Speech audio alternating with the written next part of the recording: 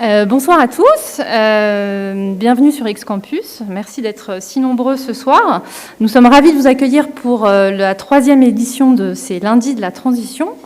Je suis Guénaëlle Allaire, responsable de l'incubateur d'X-Campus et de la vie de campus.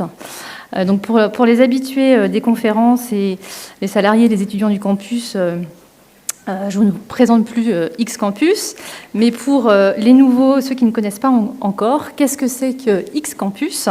X-Campus, c'est un campus hybride qui héberge une quinzaine d'entreprises de la tech, des formations universitaires en data science et en design, des startups, une école primaire, 2 associations. Donc c'est un écosystème un peu unique en son genre. Et pour vous donner une idée, on a à peu près 400 salariés et 300 étudiants sur le site aujourd'hui. X-Campus, nous sommes une entreprise à mission.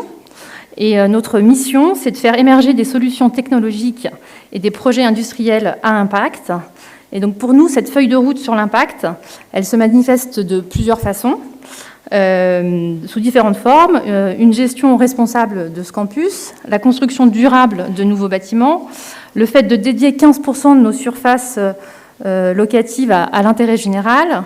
On fait aussi de la formation exécutive sur les thématiques de la responsabilité sociale des entreprises. Cette feuille de route, donc, elle s'incarne aussi par ces événements que sont les lundis de la transition. Une fois par mois, ces conférences sont gratuites et ouvertes à tous sur le territoire. Donc soit des conférences comme ce soir, des films, des débats, avec l'idée toujours d'apporter un regard scientifique et éclairé sur notre société autour des enjeux de transition. On a aussi une volonté pour nous de reconnecter la science avec la société à une époque où les sciences sont aussi de plus en plus remises en question.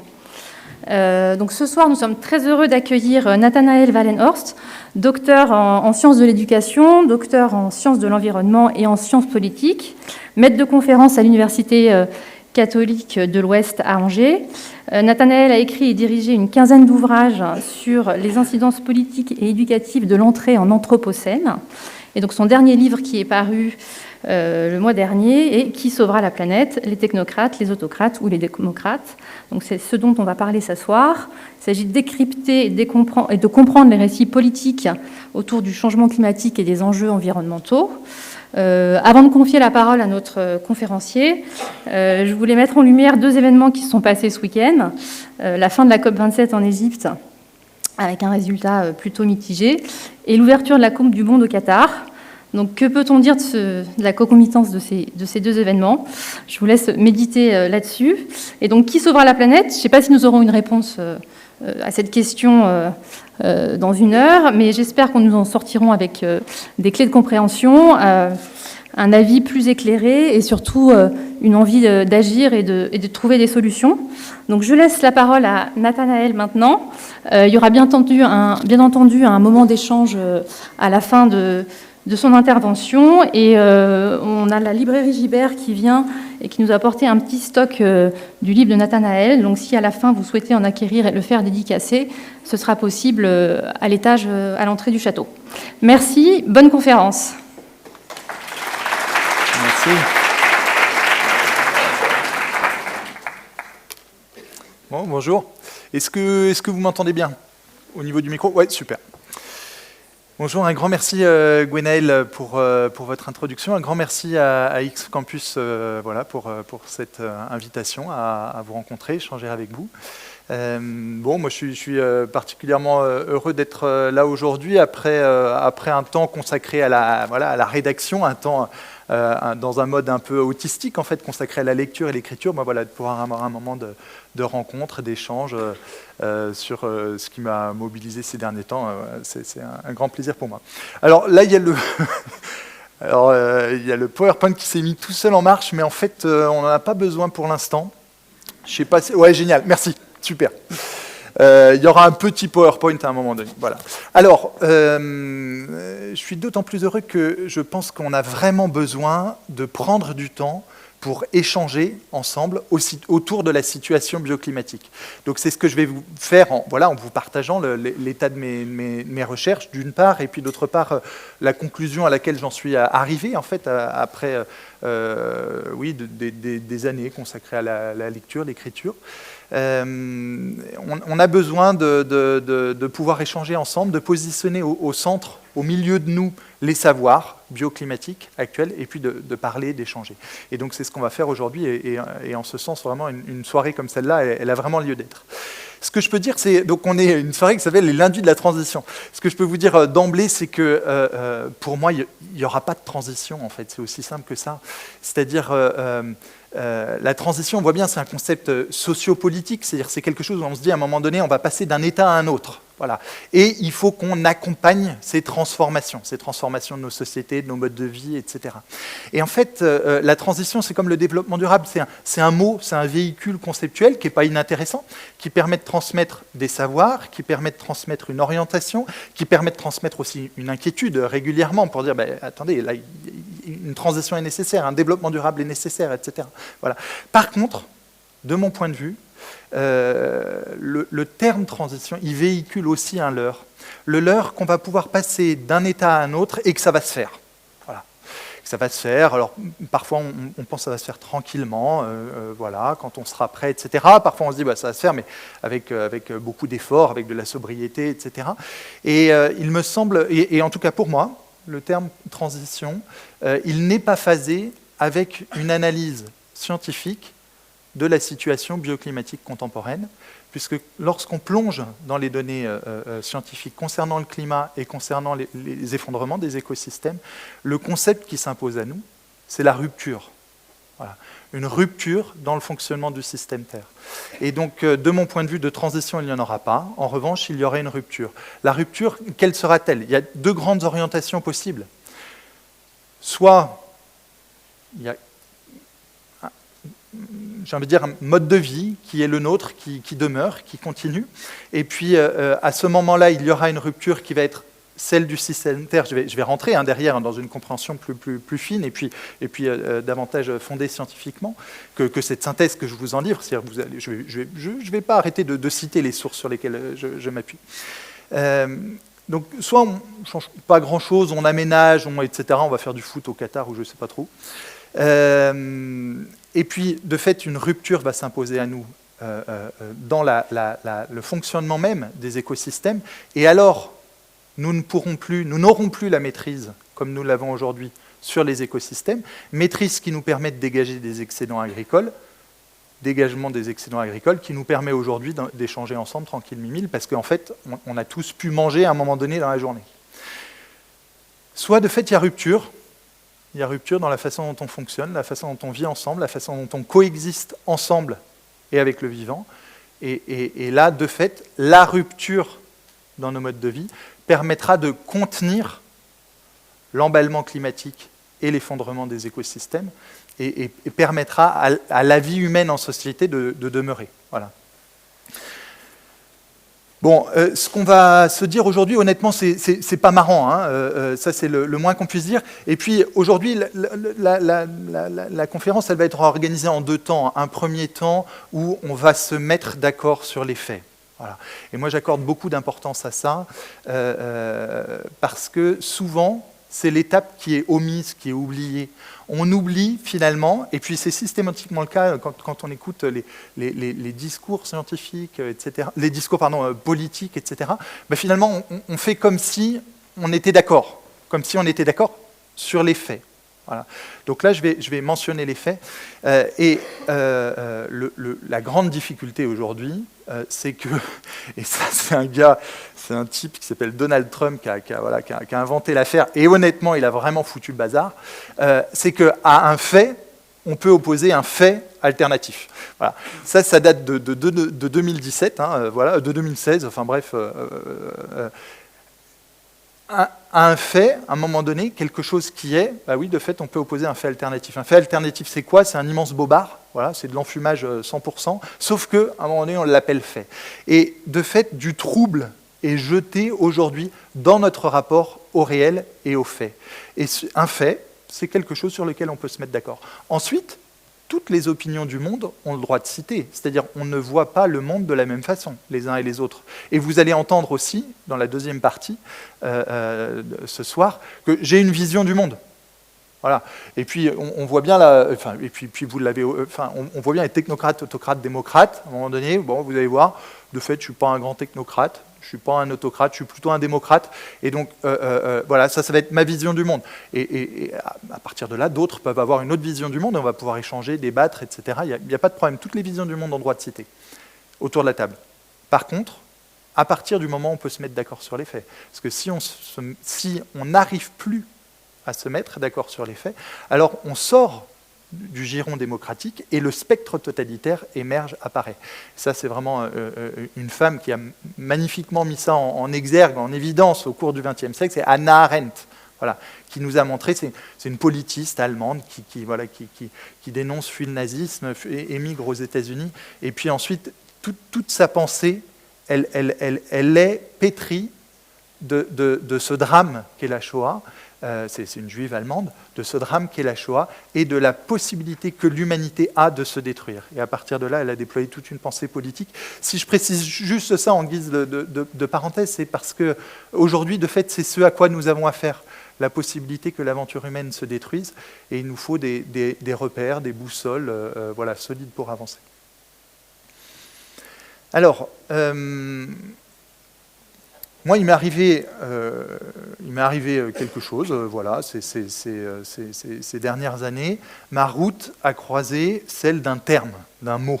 Voilà. Le mot, c'est Anthropocène. Et ce mot a changé ma vie. C'est aussi simple que ça. Ça peut faire un peu cash, un peu voilà, monter en puissance dramaturgique ou je ne sais pas quoi, c'est le cas. Ce mot a changé ma vie. Pourquoi ? De fait, parce qu'il s'agit d'un concept particulièrement puissant, et donc ça je vais vous en dire quelques mots, un concept qui renvoie à une réalité biogéophysique et à des savoirs dont j'ignorais l'existence. Et donc j'ai découvert j'ai découvert ce mot, Anthropocène.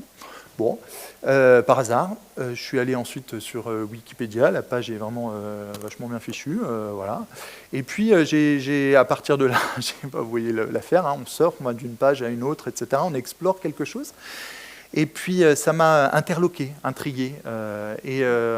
Ensuite, j'ai lu quelques articles scientifiques. Je précise ça parce que j'ai eu un moment donné où j'ai arrêté d'écouter et de lire la presse.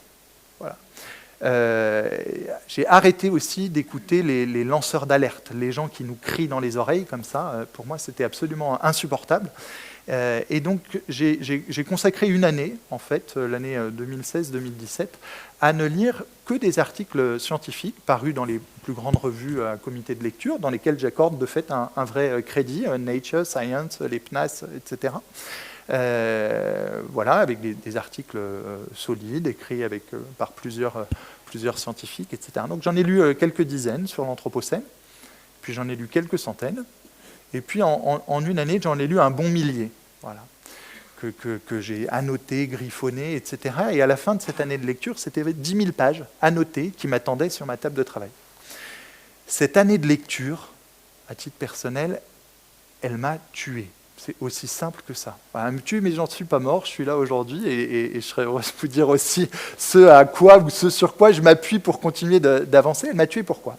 Parce que j'ai découvert des savoirs dont j'ignorais l'existence. Moi, je suis né en 1980, j'ai 42 ans, j'ai eu mon bac à 18 ans, en 98, et j'ai eu une première thèse en 2008, et puis ensuite une autre en géosciences et environnement et sciences politiques. Et plus tard, donc là, de fait, à ce moment-là, ma route avait croisé les savoirs bioclimatiques contemporains, mais jusqu'à mes 28 ans, ma thèse en sciences de l'éducation, jamais ma route n'avait croisé les savoirs bioclimatiques contemporains. Voilà. J'avais rien contre. Enfin, je veux dire, j'étais ni climato-sceptique, ni je sais pas quoi, ni bref. Mais de fait, le système, je précise ça parce que ça dit quelque chose de notre rapport au savoir, pas uniquement du bien, mais aussi du vôtre. C'est-à-dire ce que je vais vous dire aujourd'hui, puis les savoirs que je vais dérouler, présenter, ceux d'entre vous qui regardez des vidéos de youtubeurs, etc., voilà, ou qui avaient lu quelques articles scientifiques, et ce que je vais vous dire, vous le savez, mais vous l'avez appris de façon sauvage. Vous ne l'avez pas appris à travers une médiation institutionnelle, la médiation qui est l'école. L'école qui est quand même l'institution du rapport au savoir. Ce n'est pas YouTube l'institution du rapport au savoir, c'est l'école. Voilà. École, de fait, qui omet certains savoirs bioclimatiques absolument essentiels et déterminants. Et là, moi, je veux vous dire quelques mots sur une personne qui moi, m'a vraiment marqué, ne cesse de me marquer, qui est une grande figure contemporaine, qui matérialise bien cette articulation entre les savoirs de l'Anthropocène, les savoirs environnementaux, l'école, et le problème que nous pose l'école aujourd'hui, où on est à la limite de l'obscurantisme, c'est un poil cash, mais on va y revenir, et puis ce que nous pouvons faire de la vie humaine en société, de notre devenir, c'est-à-dire la politique. C'est Greta Thunberg. Greta Thunberg, qu'est-ce qui lui arrive? Alors, vous la visualisez, on est en 2018, en août 2018, fin août 2018, début septembre. Elle a une bouille là comme ça, avec ses deux tresses, là, hein, on la visualise bien, hein, une tête très, très juvénile, elle a 15 ans et demi, mais elle a une bouille de petite fille de 11 ans, quoi, quelque chose comme ça. Et elle a lu, elle est suédoise, elle a lu dans le texte des articles en anglais. Et puis, à un moment donné, elle se dit, bon sang, mais c'est pas possible. En fait, ce que je lis là, dans des papiers dont on dit qu'il s'agit de savoir scientifique, je ne l'entends pas à l'école. Et à l'école, j'entends une logique tout autre. Justement, une logique de continuité, une logique de transition. Un paradigme, on pourrait dire linéaire, organise les savoirs qui lui sont transmis à l'école. Et dans les savoirs scientifiques qu'elle lit, elle découvre justement un paradigme de rupture. Elle découvre que, demain n'est pas dans le prolongement d'aujourd'hui. Aujourd'hui est dans le prolongement d'hier, mais demain n'est pas dans le prolongement d'aujourd'hui. Alors qu'est-ce qu'elle fait, la Miss? Elle nous prend un petit bout de carton, un marqueur, et puis elle écrit qu'elle est en grève. Elle est en grève de quoi? Elle est en grève de l'école. Ça, honnêtement, c'était la première fois. Fallait l'inventer. Hein, voilà, de fait, c'est la première fois qu'on nous l'a pondue, celle-là. Elle est en grève de l'école, elle nous prend son petit carton, et où est-ce qu'elle va le mettre? Elle va s'installer sur les marches du Parlement suédois. Alors, elle a compris quoi, la Miss? Elle a compris que l'école, c'est politique. Alors, s'il y a des enseignants ici, vous le savez, parce qu'à chaque nouveau ministre, de fait, pour exister un peu, puis pour avoir l'impression de faire bosser les enseignants, etc., voilà, ils nous pondent des nouveaux programmes. Bon. Donc, les enseignants, ils ont fait le lien. Ils se disent, tiens, changement politique, nouveau programme, de fait, l'école est politique. Bon. Mais les élèves, très souvent, ils ne le savent pas. Pourquoi? Parce que pas de politique à l'école. Pas de politique à l'école, c'est ce que les élèves ont intégré, c'est ce que les enseignants ont intériorisé, etc. Au risque de ne pas objectiver jusqu'au bout, justement, en l'occurrence, le réel tel qu'il est. Donc elle, à un moment donné, elle va mettre ce pancarte, signifiant qu'elle fait la grève de l'école, parce qu'elle estime qu'il y a un problème dans le rapport au savoir. Et puis à partir de là, il y a quelques journalistes qui passent, ils se rendent compte qu'elle a sous la semelle de la piote, et puis hop, à un moment donné, elle se retrouve dans les mois qui suivent, là, fin 2018, à faire un topo à l'ONU, voilà. Et puis après, ça a essaimé, et ça a essaimé autour de la grève des lycéens et des étudiants pour le climat, de l'école pour le climat, de l'école, de l'université, des grandes universités, etc.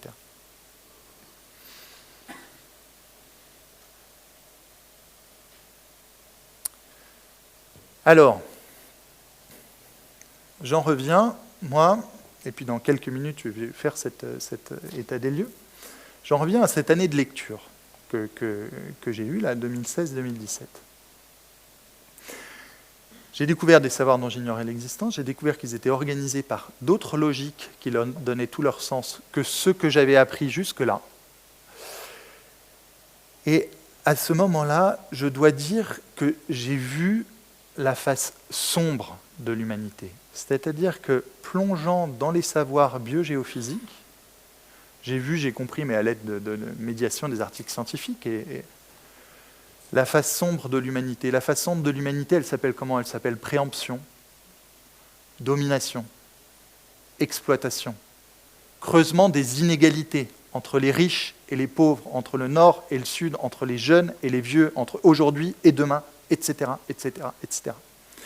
Et de tout ça, on perçoit une trace dans les sédiments géologiques, dans les strates. Voilà. C'est absolument fascinant, saisissant, mais aussi terrifiant de constater combien la face sombre de l'humanité... Moi, honnêtement, pour tout vous dire, j'ai toujours été d'un naturel, joyeux, optimiste, dynamique, enthousiaste, etc. Voilà. J'aime la vie, j'aime les humains, enfin, une espèce de truc comme ça, on peut dire un petit peu bisounours, un petit peu je sais pas trop quoi, enfin, voilà. Et de fait, l'aventure humaine m'a toujours absolument fasciné, émerveillé, voilà, je trouve ça fabuleux de faire des choses avec d'autres, vive l'amour, vive la vie, enfin bref, je suis embarqué naturellement, familialement, dans une espèce d'élan comme ça, voilà. Et donc du coup, pas porté d'abord à regarder la composante glauque, en fait, de la vie sociale, de la façon aussi dont nous sommes reliés par cette préemption, domination, exploitation, etc. Et en fait, de constater ça dans les sédiments géologiques, ça a généré sur quoi? L'humanité, sur moi, a généré du dégoût, de la crainte, de la peur, de la tristesse et de la colère, beaucoup de colère. Voilà.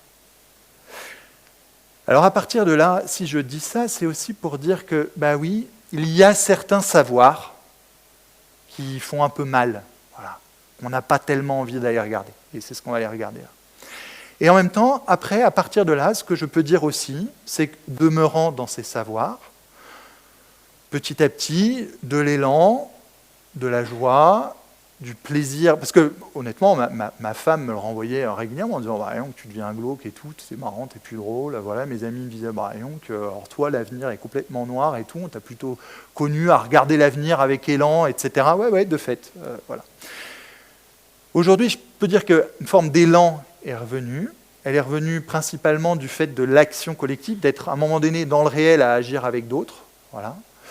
Mais toujours habité de ce drame, de ce monstre que nous avons créé, qu'est l'Anthropocène. Anthropocène qui signifie une nouvelle époque géologique dans laquelle entre le système Terre et qui est caractérisée par une transformation radicale des conditions d'habitabilité de la Terre pour l'ensemble du vivant et pour la vie humaine en société. Voilà.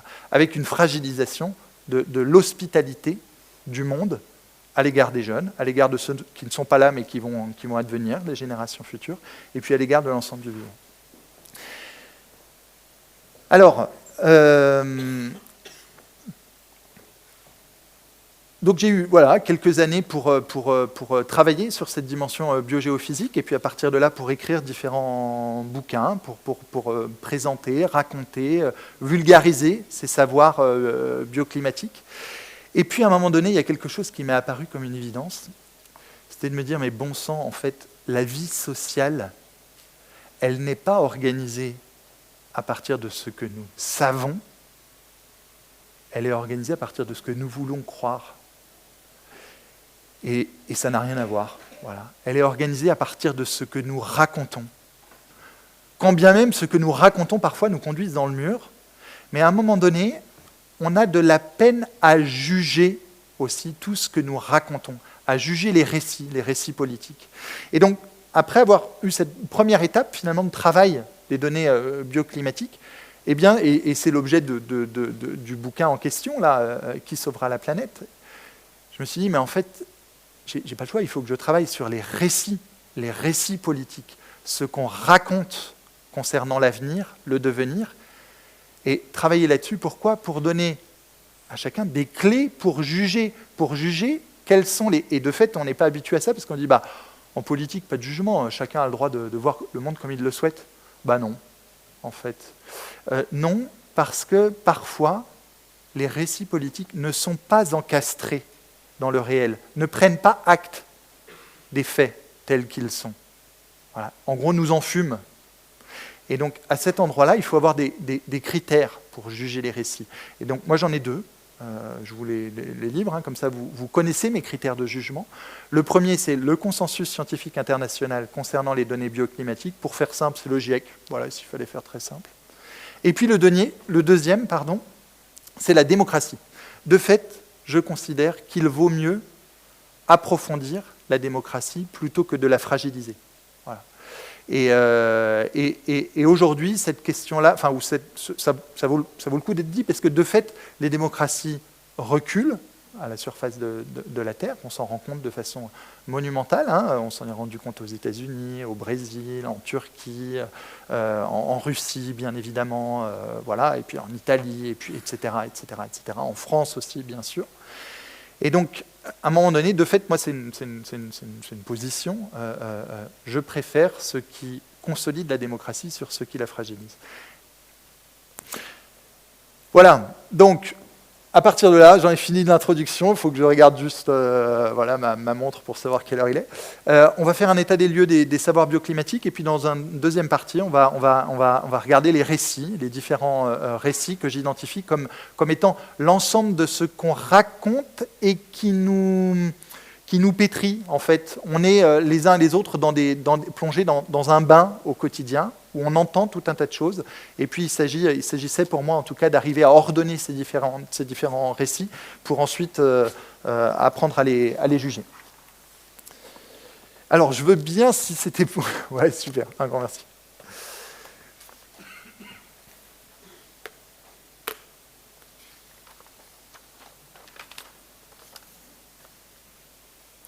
Alors, je vais revenir 13 ans en arrière. J'aurais pu remonter à bien avant 13 ans, évidemment. Bon, voilà, j'en reviens à 13 ans. Alors, donc là, en gros, on est parti pour 15-20 minutes, quelque chose comme ça, de plonger dans les données bioclimatiques, et puis ensuite une quinzaine de minutes dans les récits. Donc la première partie là, elle est à l'aide d'un PowerPoint, puis ensuite il n'y aura plus de PowerPoint. Dans cette première partie, je souhaitais un PowerPoint pour que vous puissiez visualiser ce sur quoi je m'appuie, c'est-à-dire les articles sur lesquels je m'appuie, les revues dans lesquelles ils sont parus, et puis les années de parution, ce qui vous permet d'aller télécharger les articles si vous le souhaitez, etc. Et globalement, si vous souhaitez accéder à ces articles-là, il suffit de taper le titre de l'article plus PDF dans Google, et puis en général on tombe dessus. Souvent ils sont propriétés de grands groupes privés, et donc du coup il faut payer les droits d'accès, mais les chercheurs, ils ont leur Facebook des chercheurs s'appelle ResearchGate, et à chaque fois qu'on tape le titre de l'article plus PDF, en fait on tombe sur le Facebook des chercheurs, sur lesquels eux ils versent leurs articles, quand bien même ils ont cédé les droits à la maison d'édition. Tant qu'ils ne se font pas choper, les articles sont en libre accès, les chercheurs sont contents, comme ça on peut les citer, et bref, et vous pouvez les lire. Donc voilà. En 2009, on a Johan Rockström, qui est un scientifique. Alors là, à partir de là, plusieurs d'entre vous, hein, et à mon avis, nombre de jeunes ici, je vais dire des choses dont vous avez entendu parler. Ça, j'en ai bien conscience. On a un chercheur avec une équipe de 28 scientifiques qui propose un modèle théorique pour pouvoir appréhender le système Terre. Et il nous dit en fait que le système Terre fonctionne comme un système complexe qui est constitué de 9 processus écologiques qui peuvent connaître des changements brusques et irréversibles si on les force trop. Voilà, ce qu'on appelle un forçage anthropique. C'est-à-dire quand les activités humaines, à un moment donné, forcent trop un de ces processus, ça embarque le système Terre vers une autre réalité, vers une autre configuration. Voilà, il ne réagit plus de la même façon. Et ce qui caractérise les systèmes complexes, pour ceux d'entre vous qui maîtrisez un petit peu les systèmes complexes, de fait, c'est, à un moment donné, le fait qu'il n'y ait plus de retour en arrière possible. Eux, ce qu'ils nous disent au niveau des 9 processus, ils identifient 9 frontières ou limites qui sont des espèces de seuils, enfin des 9 limites qui sont des frontières qui définissent un espace d'action sécurisé pour la vie humaine en société. Ces limites, elles sont positionnées à distance de sécurité d'un seuil. Ce qui est problématique n'est pas d'abord de franchir la limite. La limite, c'est un positionnement sociopolitique défini par les chercheurs pour donner aux sociétés humaines le temps de se réorienter, et donc de fait il y a une inertie dans la transformation des modes de vie, etc., à distance de sécurité d'un seuil. En revanche, le seuil, lui, s'il est franchi, il n'y a plus de retour en arrière possible. Et donc la première des limites, bien sûr, c'est le dérèglement climatique. La deuxième, c'est les écosystèmes, la biodiversité, le taux de biodiversité. Et ce qu'ils nous disent en 2009, c'est que 3 limites sont franchies, celle du changement climatique, celle du taux de biodiversité, et la troisième, celle du cycle de l'azote, le cycle biogéochimique de l'azote. Ils définissent deux grands cycles biogéochimiques, celui de l'azote et du phosphore, qui sont nécessaires à la vie. Voilà. Ils nous disent « Ah, mais on a trop altéré le cycle de l'azote. Voilà. » Et puis ensuite, qu'est-ce qui se passe en 2015 ? En 2015, on apprend qu'une quatrième limite est franchie, celle du taux de transformation des sols, voilà, d'anthropisation des sols. Et puis ensuite, en 2022, deux autres limites ont été franchies. La limite de l'eau, du cycle de l'eau, et tout particulièrement de l'eau verte. L'eau verte, c'est la capacité des sols à garder l'humidité. Et on comprend tout de suite que c'est, de fait, si les sols ne gardent plus l'humidité, ça génère un problème dans le rapport à la végétation. Et puis la deuxième, c'est l'introduction de nouvelles entités. C'est en fait la pollution chimique des sols. Voilà, la pollution, enfin, principalement des sols, mais en tout cas la question de la pollution chimique. Et donc aujourd'hui, 6 des 9 processus écologiques qui génèrent la possibilité de vivre en société, 6 des frontières sont franchies.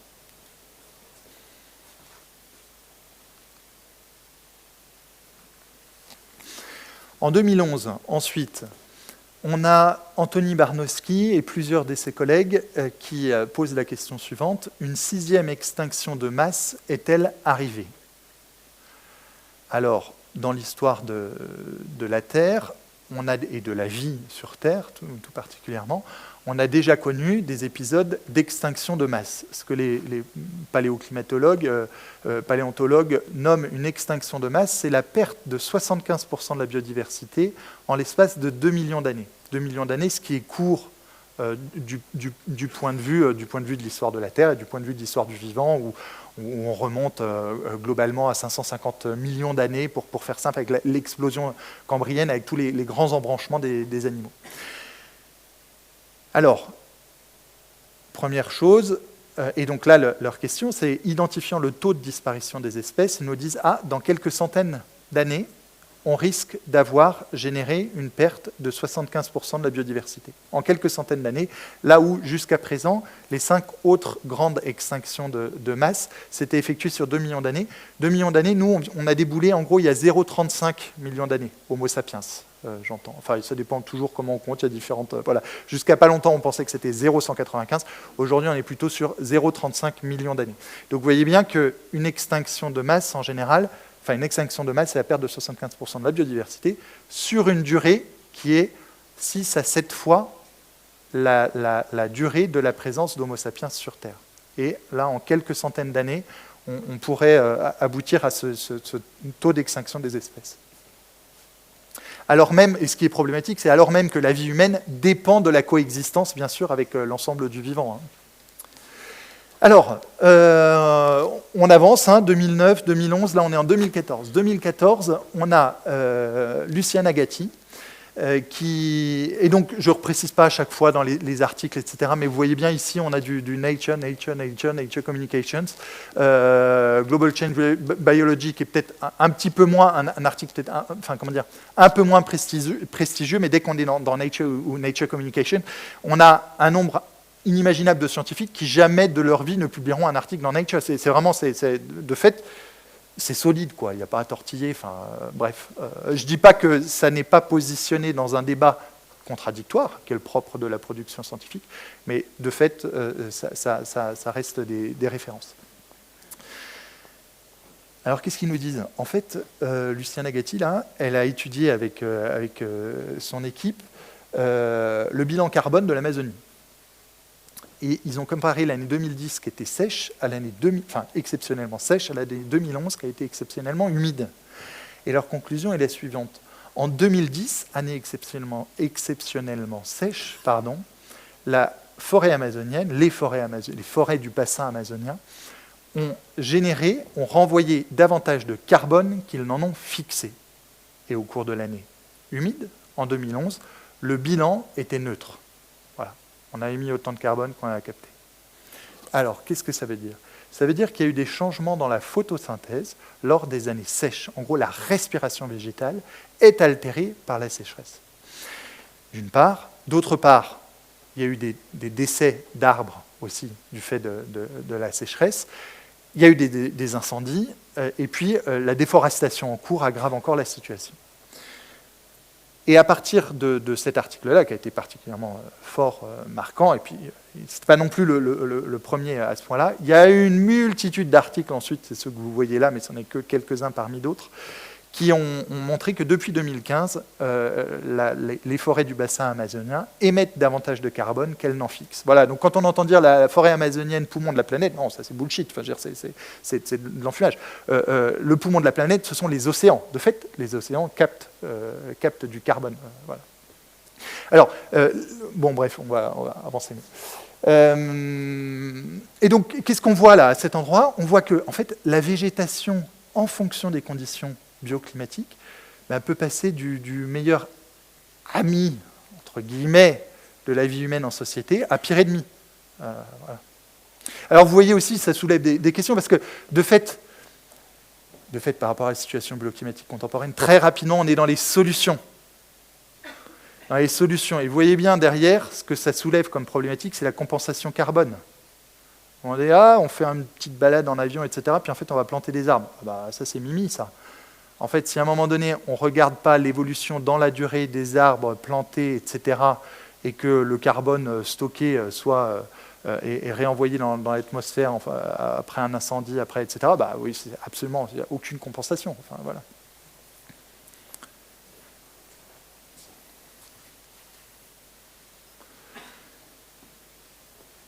Alors, 2015, un point important, parce que régulièrement, on peut se dire, c'est la cata, pour pas dire, en fait, moi, je suis au quotidien avec des étudiants qui sont en première année. Première année, on ne dit pas c'est la cata, on dit c'est la merde, c'est la grosse merde. Bon, voilà. Mais on se dit, ça va le faire quand même. Les humains ne sont pas des imbéciles, et puis à un moment donné, on est capable de résister à différents types de chaleur. Voilà. Bon. Alors, qu'en est-il de la question de l'adaptabilité humaine aux fortes chaleurs? Je vais juste reprendre mes notes là sur l'affaire.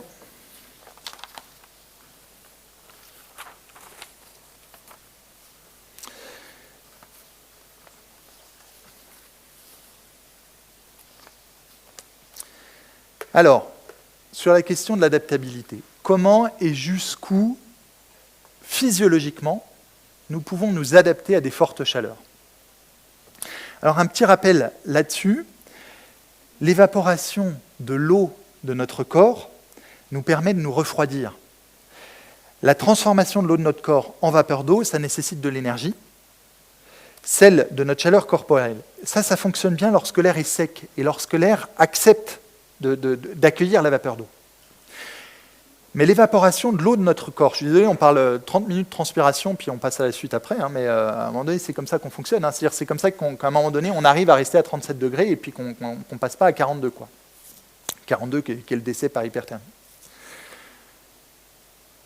L'évaporation de l'eau de notre corps cesse de fonctionner lorsque ce qu'on appelle la température humide ou la température du thermomètre mouillé excède 35 degrés. À quoi correspond cette température?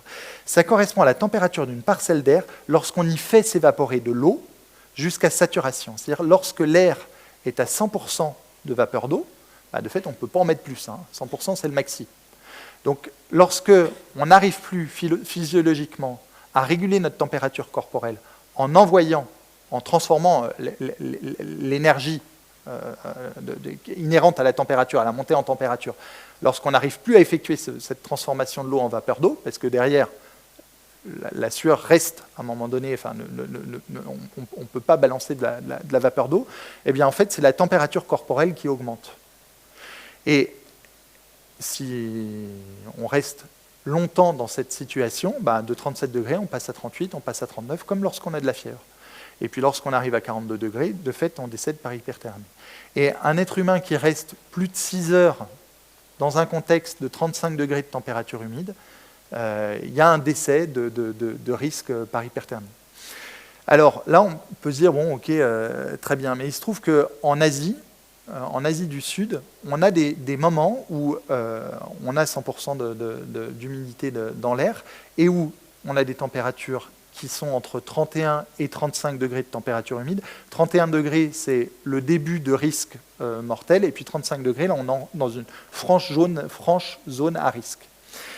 Et alors, ce que nous disent là les deux autres articles, c'est en 2017, celui-ci là, c'est que nous pourrions, si on est dans un scénario business as usual, c'est-à-dire on continue d'émettre voilà, des gaz équivalents carbone, enfin des gaz à effet de serre équivalents carbone, en 2100, on pourrait confronter l'Asie à 75% de la population qui vit actuellement en Asie à des températures qui excèdent les 31 degrés de température humide. C'est-à-dire à un moment donné où régulièrement il y a une exposition à risque. Et puis dans une autre étude aussi qui est parue en 2017, ce qui a été amené par cette étude, c'est que 74% de la population humaine actuellement positionnée à l'échelle du globe, en 2100, donc évidemment il y a des mouvements migratoires qui sont en train de s'opérer, la population se sera replacée, réorganisée, mais 74% de la population pourrait être confrontée à plus de 20 jours annuels de chaleur mortelle, c'est-à-dire entre 31 et 35. Alors, ça ne veut pas dire que 74% de la population vont mourir tous les ans, parce qu'aujourd'hui, 30% de la population est confrontée à ce moment de risque. Mais on voit qu'on passe de 30 à 74%. Dernier point aussi, une scientifique française, Margot Bador, je regarde si je l'ai ici. Ah bah c'est après.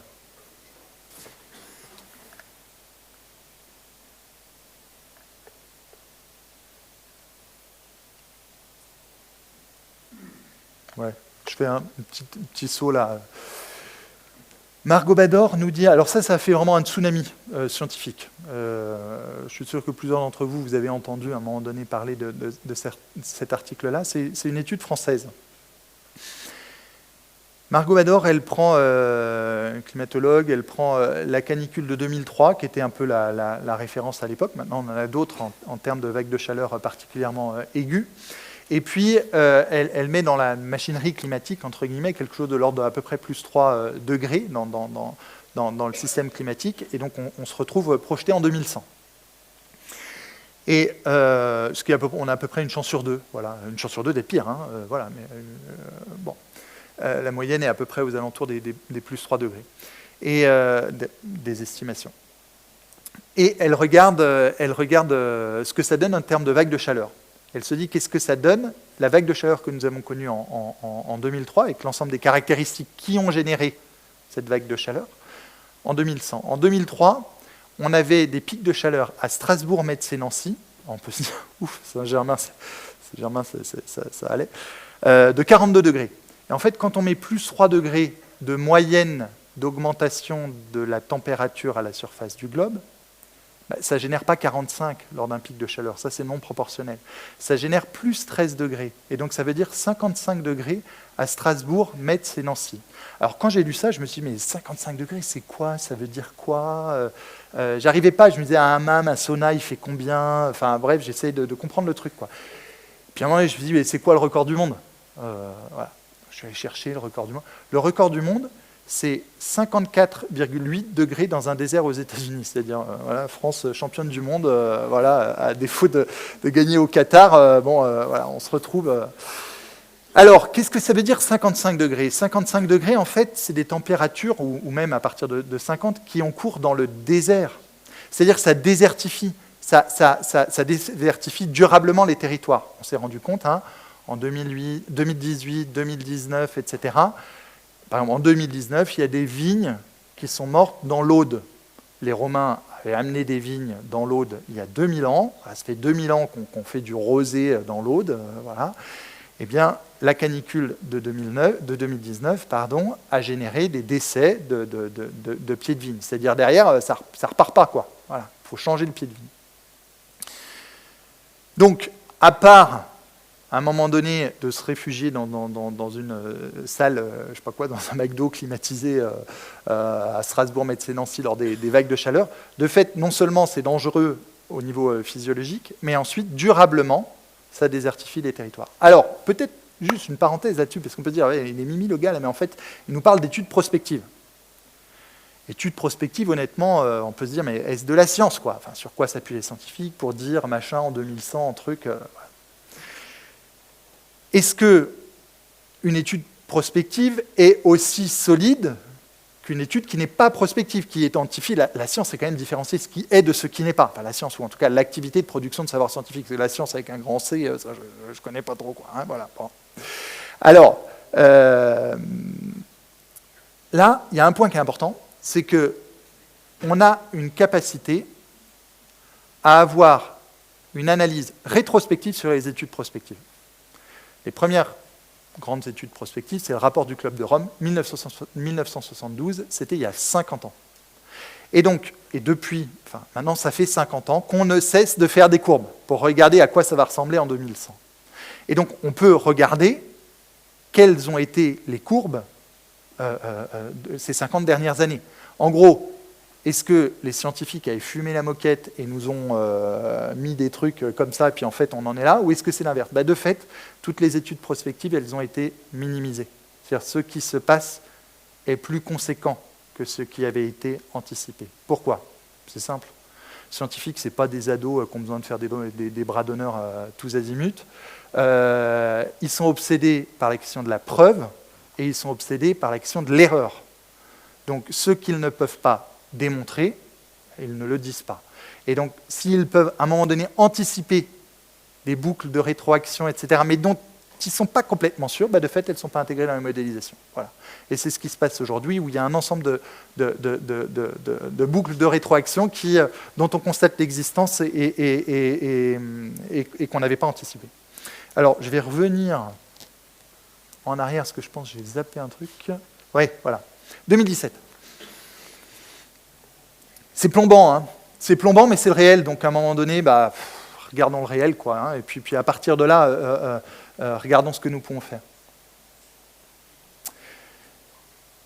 Alors c'est Gerardo Ceballos et puis deux de ses collègues en 2017. Ils regardent, c'est biologistes, ils regardent la question du vivant, etc. Et puis ils regardent les taux. Alors ils ne regardent pas le taux de disparition des espèces, mais le taux de disparition des populations. En fait, quand on prend une espèce, animale, végétale, etc., elle est à différents endroits du globe. Et si on regarde le taux de disparition des espèces, c'est un indicateur, mais si on regarde le taux de disparition des populations, ça veut dire à un moment donné, il y avait une espèce sur un point A dans le globe, puis elle n'est plus là. Sur le point B, elle n'est plus là. Sur le C, elle n'est plus là. Mais elle est encore sur D, E, F. C'est pas une espèce en voie de disparition, puisqu'elle est encore à certains endroits. Mais par contre, on constate qu'à différents endroits, elle a disparu.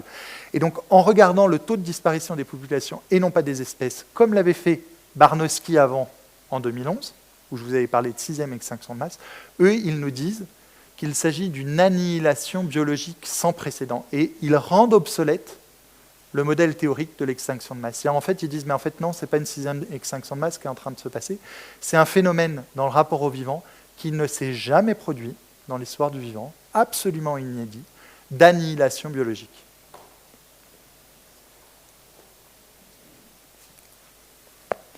Alors ça, c'est un article, c'est peut-être le plus bouleversant et marquant qu'on puisse lire. Enfin, en tout cas, c'est celui qui a eu le plus d'effet sur moi.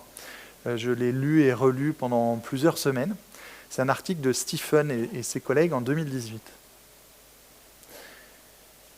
Et il regarde quelles sont les trajectoires possibles du système Terre en Anthropocène.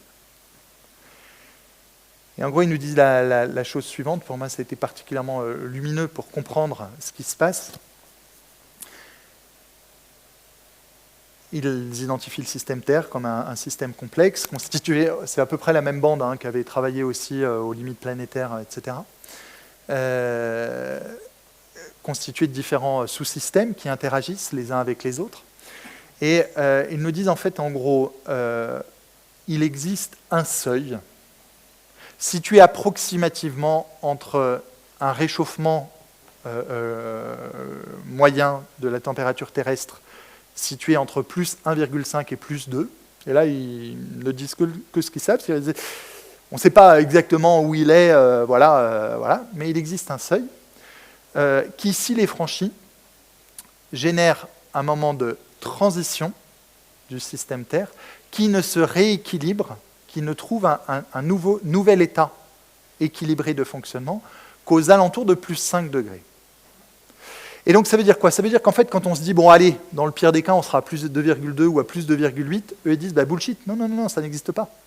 2,8, c'est une phase transitionnelle. Alors, qu'est-ce que ça veut dire? Ça veut dire la chose suivante.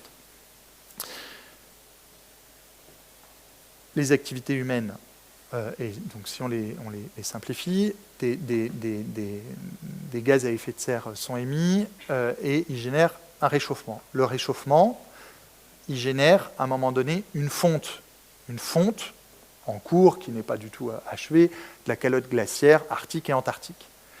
Qu'est-ce qui se passe si à un moment donné, qu'est-ce qui se passe lors de la fonte des calottes glaciaires? Ça émet du CO2 qui est contenu dans les glaces, qui participe d'une augmentation de la température moyenne à la surface de la Terre, qui elle-même du coup va générer une fonte plus aiguë, qui elle-même va générer une augmentation de la température, qui va agir sur quoi? Sur le bassin amazonien dont on a parlé, avec des arbres qui flambent.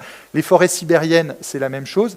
Les sols gelés, à un moment donné, qui sont positionnés à différents endroits, les sols alaskais, sibériens, etc., ce qu'on appelle le permafrost, va se mettre à se dégeler, c'est-à-dire émet lui aussi, relâche du CO2, du méthane, une activité bactérienne retrouve à un moment donné vie dans ces sols, et puis participe elle aussi d'une émission de gaz à effet de serre, etc. Et donc du coup, il y a un ensemble d'emballements, et vous voyez bien dans ce que j'ai dit là, je n'ai pas parlé de nos SUV, je n'ai pas parlé de notre trajet en avion, je n'ai pas parlé de notre alimentation carbonée, je n'ai pas parlé de nos différents trajets en bagnole, etc. etc. Je n'ai parlé que d'emballements inhérents au système Terre, indépendamment des activités humaines. Et donc eux, qu'est-ce qu'ils nous disent? Ils nous disent en fait anthropos, donc les humains, sont au cœur de l'anthropocène, donc de l'époque géologique actuelle, mais ça ne va pas durer. Et donc eux, ils quantifient à 10-20 ans, à un moment donné, pendant lesquels les activités humaines ont un impact encore sur le système Terre, avant que l'ensemble des sous-systèmes ne prennent le relais, indépendamment des activités humaines. C'est-à-dire à ce moment-là, on pourra laisser tous nos avions, bagnoles, machin, etc. au placard. Là, vous voyez bien que ça ne va pas empêcher la calotte glaciaire arctique, antarctique de fondre, etc. Voilà.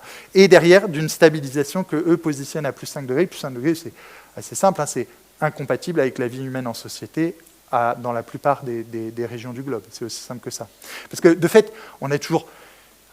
Alors, les scientifiques ne sont pas des grands communicants. Il y a des scientifiques qui sont des grands communicants, Valérie Masson-Delmotte, etc. Enfin, on en a beaucoup, Christophe Cassou, voilà.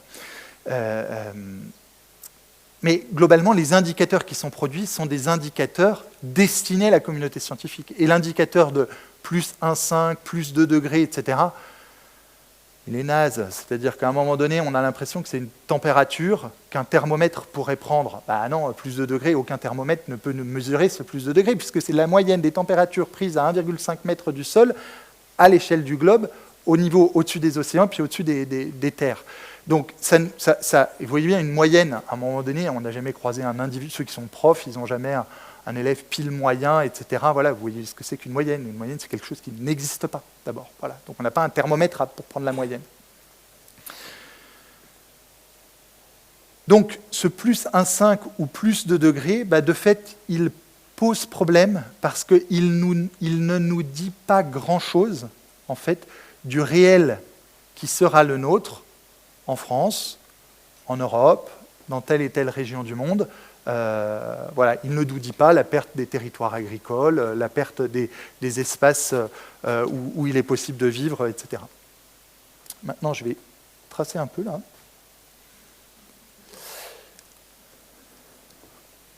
Alors, ensuite, voilà, on accélère, on se retrouve en 2020. 2020, on a le 3e appel des scientifiques à la population humaine, signé par 11 000 scientifiques. Ça fait suite au 2e appel mondial en 2017, signé par 15 000 scientifiques, et qui fait suite au premier appel en 92 de 1700 scientifiques, et 104 des 196 prix Nobel de l'époque avaient signé cette tribune, dans laquelle ils parlaient d'une trajectoire de collision entre les activités humaines et puis le monde naturel. En 2021, on a le 6e cycle d'évaluation du GIEC avec le premier rapport. Voilà, j'ai juste mentionné le nombre de pages de chercheurs, de publications scientifiques, parce que de fait, ça dit un volume, on va dire. Les activités humaines ont indiscutablement un impact sur le dérèglement climatique actuel. Celui-ci est plus rapide que ce que nous imaginions, c'est ce que je vous avais mentionné là précédemment. Des processus d'emballement sont en cours. On risque de franchir des points de bascule.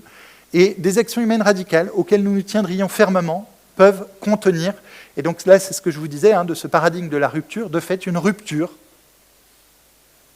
sociétale peut contenir et nous préserver d'une rupture biogéophysique du système Terre. Le 2e rapport, qui est donc paru fin février 2022, qui nous dit en substance que le changement climatique fait peser des risques tels que l'augmentation du taux de mortalité humaine du fait de la chaleur, des cyclones, des mégafeux, des pertes de territoires habitables, des sécheresses, des inondations, des maladies, de la raréfaction de l'accès à l'eau potable, une fragilisation des infrastructures. Et puis, ensuite, en avril, le 3e rapport du 6e cycle d'évaluation, qui nous dit en substance une préconisation mise au régime énergétique.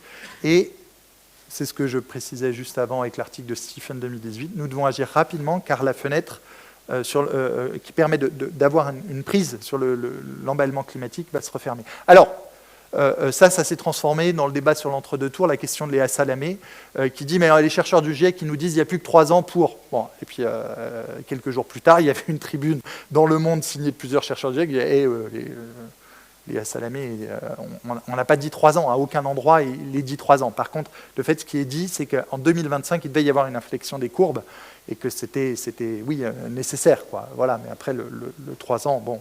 mais en tout cas, la situation, elle est... de fait gravissime. On peut, du coup, je veux bien, si vous pouvez arrêter le PowerPoint. Bon, ça c'est l'état des lieux du savoir scientifique. C'est le réel, bioclimatique, auquel nous avons accès par la médiation des savoirs scientifiques. Je précise ça parce qu'en fait, ces derniers temps, on a entendu... j'ai été, en tout cas à titre personnel, plutôt gêné par le traitement médiatique des chaleurs que nous avons vécues et de la sécheresse que nous avons vécue cet été. Qu'est-ce qui nous a été dit dans les médias? Beaucoup, c'est... et puis je l'entends beaucoup. Ah, on a eu chaud, on a eu très chaud, ça y est, on a compris. On a compris ce que c'était que le dérèglement climatique. Bah non, on n'a rien compris du tout. En aucune manière, ça nous permet d'identifier le paradigme de rupture que nous donne à voir l'ensemble des articles scientifiques ici.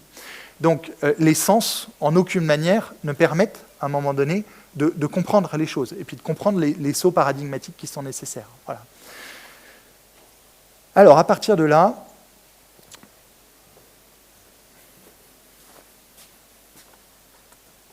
il me reste 5 minutes, 10 minutes. Je regarde si... C'est ça, hein, 5 minutes. Ouais, à peu près.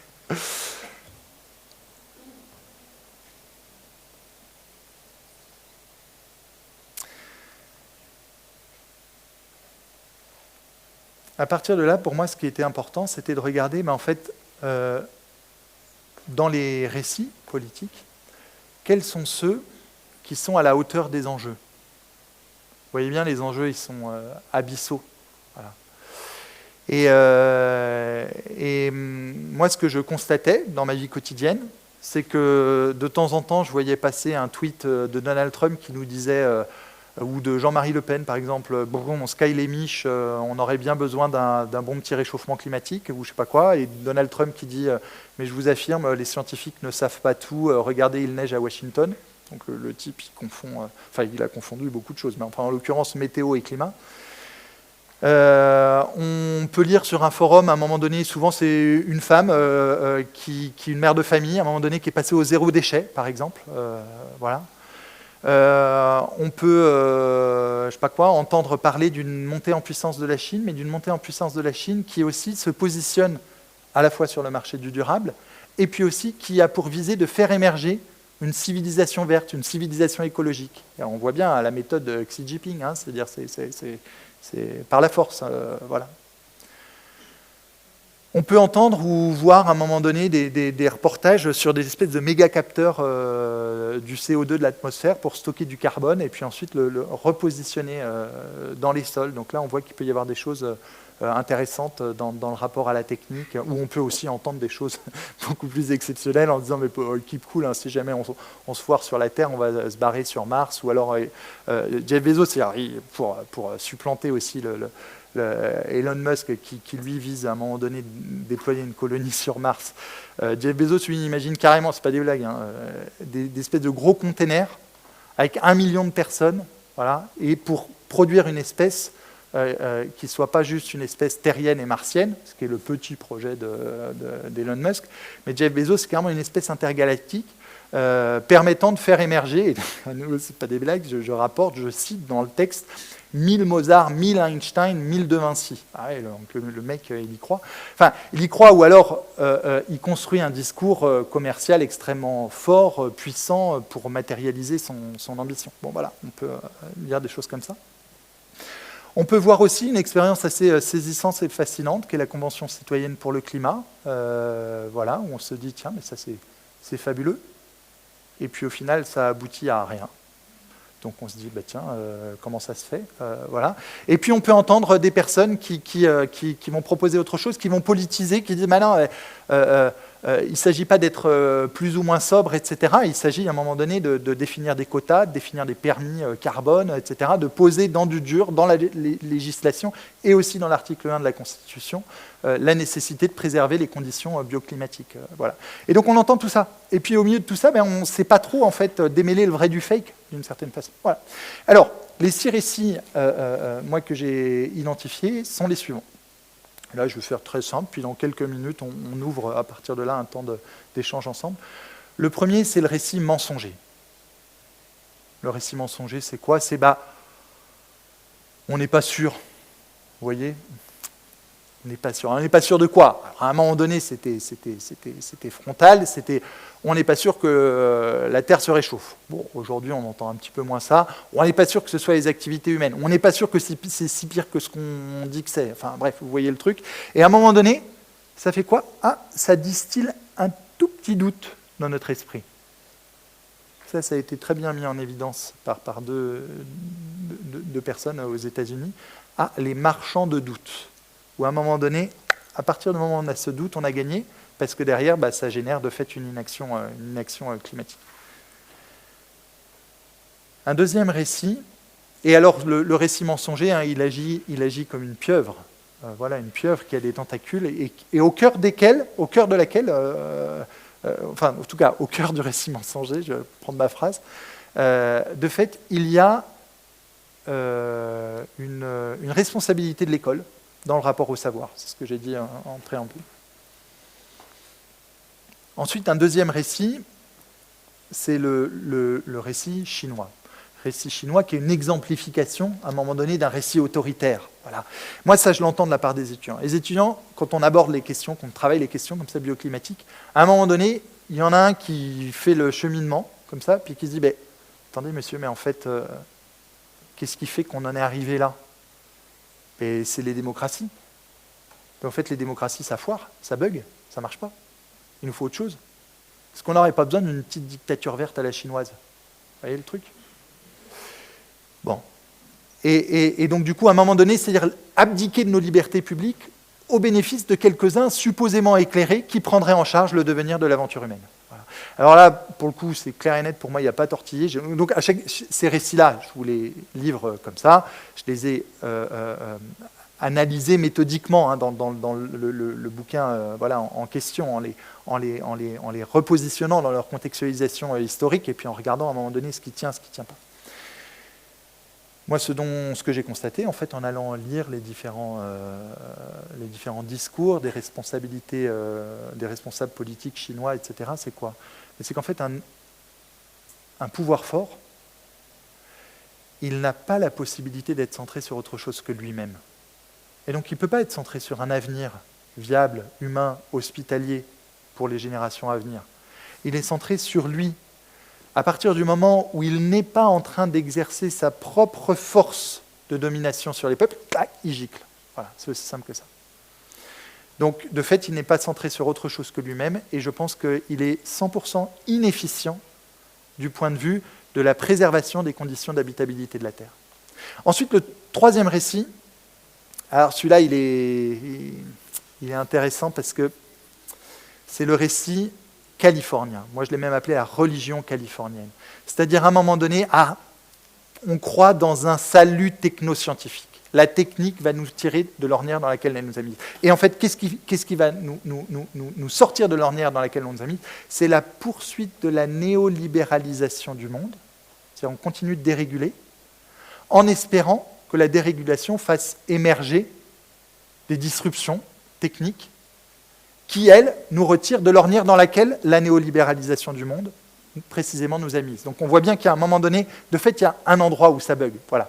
Mais aujourd'hui, c'est un des récits dominants. Alors, je veux dire, là, moi, je suis en train de vous parler là, avec un micro, etc., à la Madonna. Voilà, avant de commencer, on m'a dit tu veux un micro à la Madonna ou un micro? J'ai dit ouais, à la Madonna. Donc, on est dans un espace anthropisé, il y a des lumières, j'ai utilisé un PowerPoint, etc. Donc, la médiation technique, elle fait partie de notre vie. Enfin, je ne suis pas technophobe, enfin, parfait. Par contre, le problème, c'est quoi? Le problème, c'est si, à un moment donné, la technique est investie comme une planche de salut qui entrave la possibilité de remettre en question de façon radicale nos modes de vie. Ah bah là, de fait, là, il y a problème. Il y a vrai problème. Voilà. Le quatrième récit, pour moi, c'était le récit Bisounours. Alors, récit Bisounours, et puis en fait, Bisounours, mais pas que. C'est-à-dire, ce récit Bisounours, il nous dit quoi? Il nous dit la poursuite de l'aventure humaine sur la Terre, ça va se faire si nous changeons nos comportements et si individuellement nous changeons nos conduites de consommation. On le voit bien, enfin, c'est-à-dire à un moment donné, on te met des pots de Nutella dans le supermarché, puis on dit oh, s'il te plaît, sois cool, prends pas le pot de Nutella, il y a de l'huile de palme. Ou on te met des pubs de SUV, puis on dit bon, allez, prends la petite Clio, là, voilà, et puis voilà, etc. Enfin, vous voyez le truc, à un moment donné, une espèce de charge mentale, de choses qui seraient là sur nos épaules, où le salut du monde reposerait sur chacun et sur ce que chacun a à faire. Voilà. Alors, là, il faut faire attention, parce que bien évidemment, on a besoin d'un changement des comportements individuels, et que chacun diminue son empreinte, ça c'est sûr. Mais je cite dans le bouquin une étude particulièrement intéressante du cabinet Carbone 4. Carbone 4, c'est Alain Grandjean et Jean-Marc Jancovici derrière qui ont lancé ça, qui dit mais qu'est-ce qui se passerait si 100% des Français adoptaient une attitude héroïque du point de vue environnemental? C'est une étude qui s'appelle Faire sa part. Peut-être certains d'entre vous en avez entendu parler. 100% des Français, du jour au lendemain, deviennent végétariens, prennent uniquement des transports doux pour des trajets inférieurs à 10 km, enfin, donc la marche ou le vélo, quoi. Achètent leurs vêtements en friperie, baissent la chaleur de leur appartement, etc., etc. Hors investissement, évidemment, avec investissement, ça fait autre chose. Ils nous disent, si chacun des Français fait ça, on va jusqu'où par rapport à l'atteinte des objectifs définis par la COP 21 en 2015 concernant 2050. Voilà.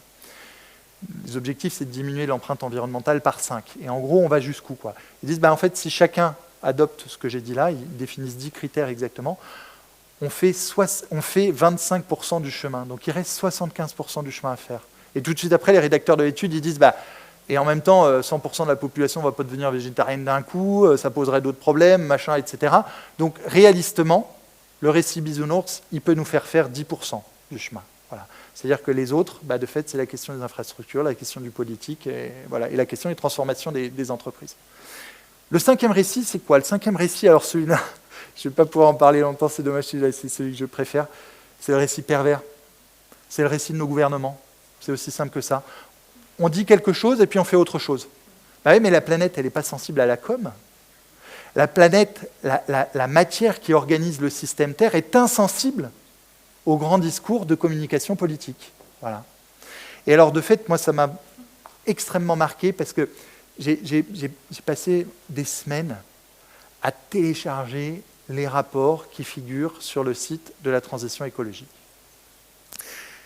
C'était lors du gouvernement Macron, là, voilà. Je pense que si j'avais fait ça sous Hollande ou sous Sarkozy, ça aurait été à peu près la même chose. Hein, juste, Et donc, j'ai regardé ces rapports, les rapports du site de la transition écologique qui portent sur les fondements des écosystèmes, la transformation de nos territoires, etc. C'est assez intéressant. Il y a plein de chiffres. Donc j'ai lu des trucs. Voilà. Et puis en fait, ces rapports, beaucoup de chiffres nous sont indiqués, mais ça ne me faisait rien du tout. Je vous ai dit combien j'avais été même vraiment atterré en fait par les savoirs des articles scientifiques. Là, ça ne me faisait rien, ça me passait dessus, mais alors comme ça, quoi. Et pourquoi? Parce que par exemple, j'apprends qu'on a perdu 55% en 13 ans de la population des chauves-souris sur le territoire national. Mais en fait, moi, je mange pas de chauve-souris le matin au petit-déj, quoi. Je veux dire, moi, je mange des céréales, je mange des fruits, des trucs, etc. Donc, de me parler de la perte des rendements agricoles, là, oui, ça me fait quelque chose, je flippe. Enfin, je me dis, ouf, chauve-souris, c'est dommage, je veux dire, mais ça ne vient pas directement me faire quelque chose. En fait, ce qui a été omis dans ces rapports, et c'est un vrai problème, et c'est un vrai problème politique, c'est toute la composante systémique. C'est-à-dire, je vous ai signifié combien, à un moment donné, il fallait rentrer dans la compréhension de ce qu'était un système Terre. Voilà. Donc la composante systémique est omise, et la composante globale, elle est complètement omise. C'est-à-dire, on ne parle que du territoire national. Bah oui, mais le territoire national, il est directement relié avec ce qui se passe aux quatre coins du globe. Voilà. Donc à un moment donné, de fait, récit pervers, c'est aussi simple que ça. Et puis, le dernier récit, le récit que j'ai nommé alternatif, qui est constitué d'une pluralité très, très, très conséquente de différents types d'acteurs, différents types de responsables politiques. Enfin, responsables politiques, il y en a très, très peu. Bref.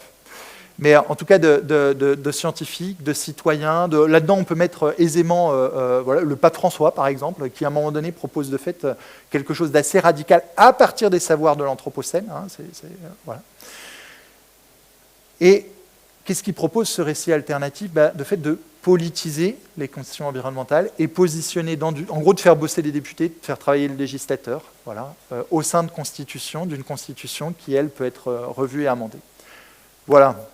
Donc vous avez compris que, à travers ces récits-là, de fait, moi, il y en a un seul qui me semble tenir à peu près la route. C'est un récit qui est démocratique, qui radicalise, du latin radix, qui signifie racine, c'est-à-dire qui travaille à la racine nos démocraties, en prenant acte des savoirs biogéophysiques. Voilà, j'ai terminé. J'ai peut-être été un petit peu plus long que prévu.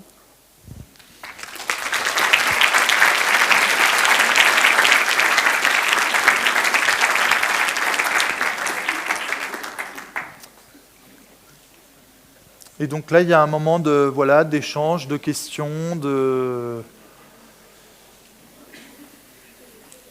Je vois qu'il y a une question. Vous pouvez juste réexpliquer brièvement le dernier récit. Ah, il y a un micro. Bonsoir. Est-ce que vous pouvez réexpliquer brièvement le dernier récit et surtout le point de vue, par exemple, du pape François? Je ne connais pas son... J'ai signifié ça pour signifier l'ampleur de la diversité des acteurs, c'est-à-dire entre des scientifiques, certains responsables politiques, certains responsables religieux, etc. Disons que on a eu une séquence récemment, une séquence gouvernementale, où à un moment donné, on était le 20 septembre, il faisait 20 degrés dehors, on était en short et en t-shirt, on a vu des membres du gouvernement défiler avec des cols roulés, voilà, et nous expliquer qu'il fallait être sobre. Bon, rien contre la sobriété, bien au contraire, enfin, voilà, de fait, mais j'avais quelque chose de pittoresque, mais qui était un petit peu pitoyable, c'est-à-dire en laissant à chacun la possibilité d'être plus ou moins sobre, plus ou moins, voilà. Là, de fait, les choses sont positionnées autrement. On reste dans un spectre qui est celui... Enfin, on reste dans le giron qui est démocratique, mais où on pense la démocratie à partir de la limite. Là où, pour l'instant, on a pensé la démocratie à partir de la liberté. Démocratie, c'est quoi? C'est un endroit où on est libre. La démocratie, c'est quoi? C'est un endroit où il y a des limites. Alors, des limites quoi? Ce ne sont pas des limites qui sont positionnées par un autocrate, absolument pas. Des limites qui sont collectivement décidées pour contenir l'emballement du système bioclimatique.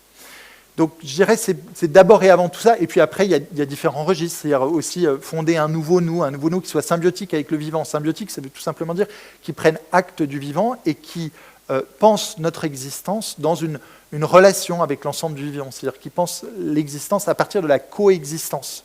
Et de fait, pour l'instant, on a pensé en différenciant ce qui relevait de l'humanité de ce qui relevait de la nature. Voilà. C'est la grande différenciation nature-culture, nature-société, enfin, qui est un peu basique.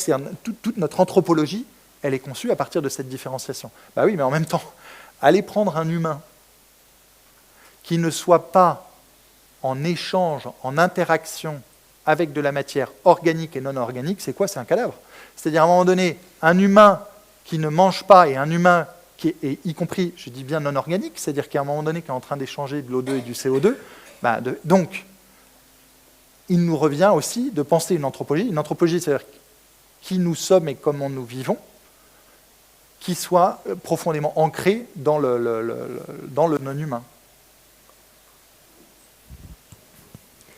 Oui, je voudrais revenir sur le concept d'anthropocène expliqué au début.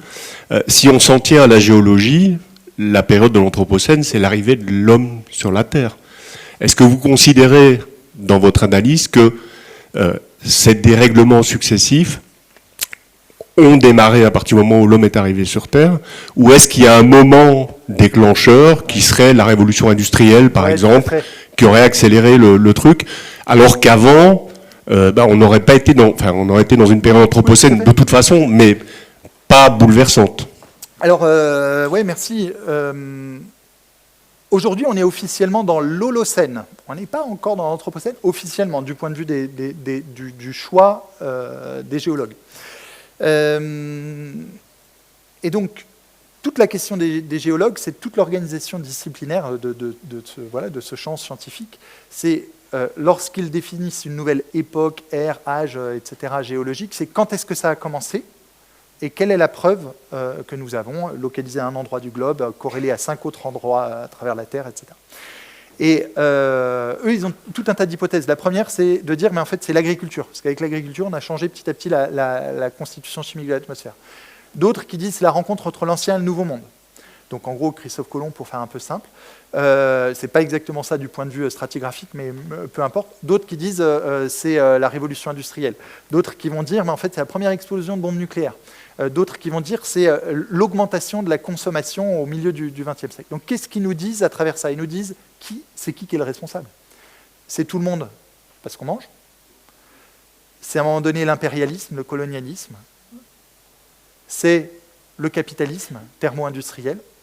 C'est l'association du pouvoir technoscientifique avec le pouvoir militaire, la bombe nucléaire, ou c'est l'accélération de la consommation et puis le registre de l'obsolescence programmée et voilà une société de la consommation. Donc de fait, tous ces registres-là...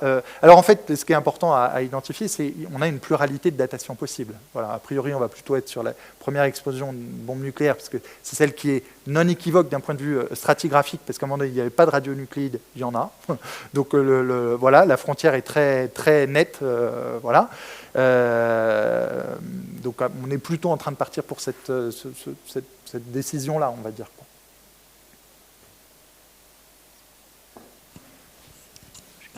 Bonjour. Bonjour, merci pour tout ce que vous avez pu évoquer. Je parle peut-être pas pour tout le monde, mais en tout cas, dans les personnes que je côtoie, on est dans une situation où c'est effectivement où on a la chance de ne pas être dans le récit chinois et d'être plutôt dans un récit qui nous permet d'avoir la liberté de se dire qu'on est en colère face à ceux qui nous gouvernent. Et du coup, dans le dernier, qui peut être potentiellement celui qui peut être optimiste, dans Un monde nouveau, fait par, entre autres, Cyril Dion, il est évoqué l'histoire d'une démocratie ouverte, si je ne me trompe pas du mot, avec le principe que, un peu comme la Convention citoyenne pour le climat, seule une organisation qui serait avec un principe de tirage au sort pourrait permettre éventuellement d'être dans une justement rationalisation du savoir et de repartir sur des bases communes, scientifiques, partagées. Voilà. Est-ce que vous avez des mots à dire là-dessus ? C'est vrai que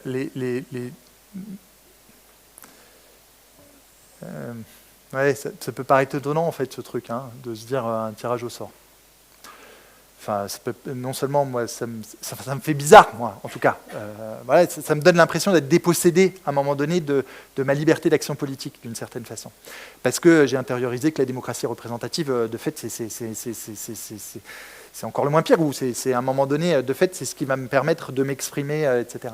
Et puis, bah oui, de fait, il y a eu des dispositifs expérimentaux qui ont été déployés, et puis des études là-dessus, quoi, pour regarder un petit peu la façon dont ça se passe, la façon dont les personnes tirées au sort se sentent investies une responsabilité avec des mandats uniques, hein, parce que derrière, toute la question, c'est d'arriver à déjouer la composante électorale, enfin, ou la composante politicienne, on va dire, où on s'adresse à son électorat étant un électorat. Donc, comment on gagne une élection présidentielle, si jamais il y avait des personnes à qui voulaient se présenter là bientôt? En fait, c'est en parlant à l'électorat des personnes retraitées. Mais ça, toute la science politique enfin voilà, la science politique nous l'a bien montré, parce que les personnes retraitées vont davantage voter que les plus jeunes, etc. Voilà. Donc, comment on se fait élire, c'est beaucoup à partir d'une logique de continuité, de conservation. Davantage qu'à un moment donné, prendre acte d'une rupture qui va aussi effrayer, amener tout un tas de questions, etc. Voilà, et donc, du coup, de fait, les questions de tirage au sort, etc., tentent de déjouer ça. Alors, je ne dis pas que c'est un système démocratique parfait, hein, parce qu'il amène un problème. Et en même temps, il y a une telle crise de la représentation aujourd'hui, crise de la représentation, c'est-à-dire on ne se sent pas représenté par, que voilà, à voir si ça déjoue ou pas. Pour moi, c'est pas sans poser des. Enfin, ça me gêne en fait quelque chose comme ça. Mais de fait, la science politique a un petit peu travaillé l'affaire, sans dire que c'est la panacée. Hein, mais oui, bonsoir. Génial. Vous avez entendu la question? Quelle est ma position sur la voiture électrique? Le nucléaire. Ah oui. Ah oui, génial, super. J'ai une question super. Ma position sur la voiture électrique, honnêtement, il n'y a pas à tortiller. Si vous avez une vieille bagnole, de grâce, gardez votre vieille bagnole. Enfin, je veux dire, il faut arrêter les conneries. Enfin, je veux dire, on va pas se mentir. Enfin, je veux dire, vous imaginez l'empreinte carbone de remettre en circulation, parce que le problème, ce n'est pas juste une question de consommation énergétique, mais c'est les flux de matière. Nous devons, de fait, de toute urgence, appuyer sur pause, sur stop, avec la question des flux de matière qui, derrière, ont une empreinte environnementale. Donc d'un point de vue environnemental, de grâce, gardez votre vieille bagnole, quand bien même ce sera un diesel. Enfin, je veux dire, plutôt que de rebalancer des matériaux, de mettre à la casse. Enfin voilà, c'est aussi simple que ça. Pardon ? C'est pas le réglementaire avancé, c'est ça qui est bien. C'est le contraint d'un réglementaire avancé. Non, mais après, je vous dis, après moi, je suis pas expert des bagnoles électriques ou je sais pas quoi, mais parce que derrière le problème fondamental, si je dis ça, et je le dis, je le pense vraiment. Parce que le problème, c'est la question de notre rapport au monde en lien avec la consommation. Voilà. Et une consommation qui ne cesse d'être toujours renouvelée par du neuf, un nouveau désir, un nouveau truc, etc. Bon. Et puis, pardon, après, la deuxième question, c'était... Ah oui, surpopulation. De grâce, si vous vous dites... Enfin, j'ai envie de dire, de grâce, faites des gosses. Voilà. C'est-à-dire... pourquoi je dis ça? Parce qu'on voit un mouvement, il y a eu différentes études, etc., fortes, hein, qui nous disent entre 37 et 39% des jeunes sont prêts à renoncer à avoir des enfants. Pourquoi? Parce qu'ils ont peur de l'avenir, et puis aussi pour des questions environnementales. Peur de l'avenir, oui, quand ils écoutent des... Oui, en même temps, quelle idée de venir quand on est jeune dans une conférence comme ça. Bon, quand on écoute des trucs comme ça, forcément, ça fait un peu flipper. Ok. Et puis après, pour des questions environnementales, en disant, est-ce que le meilleur moyen, finalement, d'arrêter d'altérer la Terre, c'est pas de se barrer, j'arrête de faire des gosses, Voilà, et puis quoi? Puis en fait, on abandonne le combat, puis on abandonne le monde, et puis à un moment donné... Bon, donc moi en tout cas, de fait, c'est pas du tout ma position, à différents niveaux. Puis avec un copain, on a écrit un petit texte qui apparaît bientôt, tout petit livre qui s'appelle Fête des gosses, justement. Bon, voilà.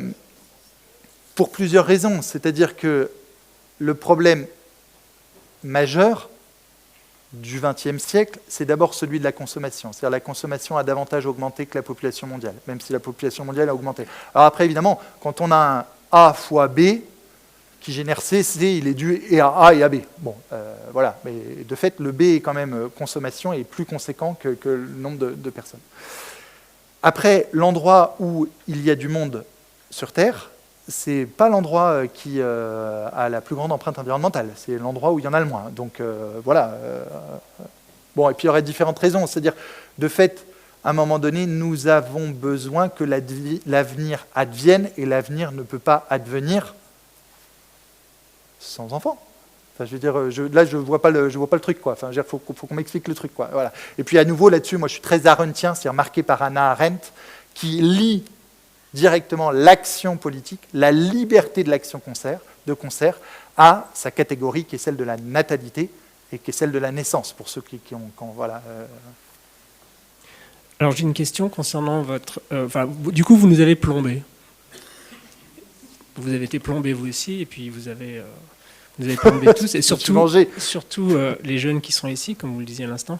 Alors du coup, what is the call for action? Quel est le... Voilà. Vous dites, ouais, les bisounours, ça ne nous sauvera pas, les autocrates ne nous sauveront pas, les démocrates, bon, c'est tellement le bordel. Y compris au parti écologiste qui, depuis le début de son existence, il y a le débat entre les réalistes et les idéalistes. Donc ils n'arrivent jamais à se mettre d'accord, ils ne se mettront jamais d'accord. Donc c'est quoi? What is the call for action? Qu'est-ce qu'on doit faire, et surtout les jeunes ici? Et puis, si on regarde un truc, moi, qui me marque beaucoup, par exemple, moi, je pense à la question du politique, c'est-à-dire de la vie sociale, indépendamment de la question des partis. C'est pas la question des partis, moi, qui m'intéresse. Mais regardons les partis. Il y a un parti écologique, Europe Écologie Les Verts. En fait, Europe Écologie Les Verts, quand on regarde, à un moment donné, il y avait une personne qui a dit quelque chose d'autre, quand même. OK. Mais sinon, les choses sont organisées autour d'une poursuite de l'augmentation du pouvoir d'achat. À partir du moment où on a dit ça, on a tout faux. C'est-à-dire, à un moment donné, il faut arrêter de cramer la terre qui nous a vu naître. Donc il faut baisser le pouvoir d'achat, chez tout le monde, pas que chez évidemment, chez les plus riches, bien sûr, mais les plus pauvres, quelqu'un qui a le SMIC aujourd'hui, il altère davantage la terre que il n'est pas si on regarde par rapport à la question du référentiel qui est celui de la COP 21, de fait, il est bien au-delà de sa propre part. Alors ça veut dire quoi? Ça veut dire qu'il faut repenser. Il ne s'agit pas, on ne va pas dire « le type, là, il est pour la paupérisation des pauvres ». Non, c'est absolument pas ce que je pense. Mais, en tout cas, alors moi je suis, point 1, juste pour vous rassurer aussi, je ne viens pas du tout par le milieu de la décroissance, je ne suis pas du tout un idéologue de la décroissance dans les milieux décroissants, machin, etc. C'est pas ça, mon monde, c'est celui des articles scientifiques. Donc je regarde ça, je dis, si à un moment donné on veut que ça passe, de fait, il faut arrêter, il faut consommer moins, de fait, il faut décroître, mais décroître rapidement, de toute urgence, de fait, en baissant le pouvoir d'achat. Alors baisser le pouvoir d'achat, ça veut dire qu'est-ce qu'on fait avec quelqu'un qui n'a pas de quoi manger, se vêtir, loger?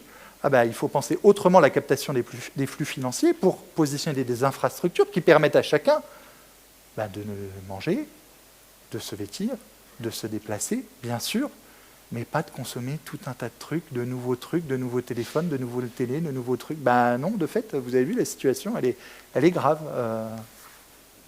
Alors, ouais, j'ai pas répondu à la question. Moi, je vais vous dire, moi, qu'est-ce que je fais? Pardon, ouais.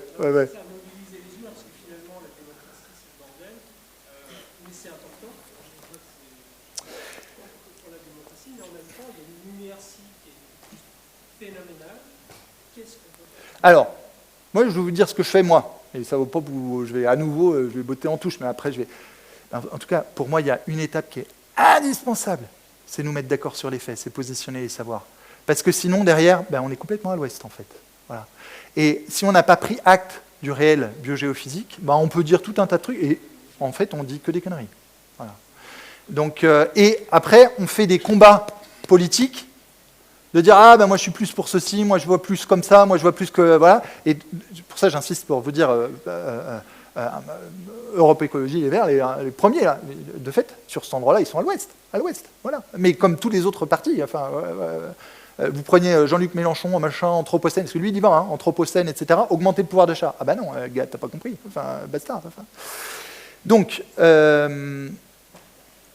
moi je crois. Donc désolé, là je fais mon californien avec sa foi, mais alors foi pas californienne, mais je crois que le législateur doit bosser. C'est-à-dire que c'est à cet endroit-là, moi, que je crois que quelque chose peut advenir. On va dire, ah, bah, il est mimi, etc. Les députés, ils pensent quoi à leur élection? Ouais, j'en sais rien, peut-être, ma foi. Mais pour positionner la limite au cœur de la vie sociale, et qu'on soit en permanence confronté à la limite. Ah non, je ne peux pas parce que j'ai déjà acheté ceci, cela, cela. Ah, ben non, là, je ne peux pas, parce que, voilà. Mais pourquoi? Pas juste parce que, je ne sais pas quoi, je supporterais pas, enfin, ou parce que quelqu'un voudrait me frustrer, ou... Ben non, en fait, c'est parce que, de fait, il nous revient de revenir dans une zone d'action sécurisée. Et pour ça, bah, il faut positionner la limite. Donc, moi, donc là, à cet endroit-là, bah, oui, je suis beaucoup l'ensemble des étudiants qui vont interpeller leurs universités, etc., voilà.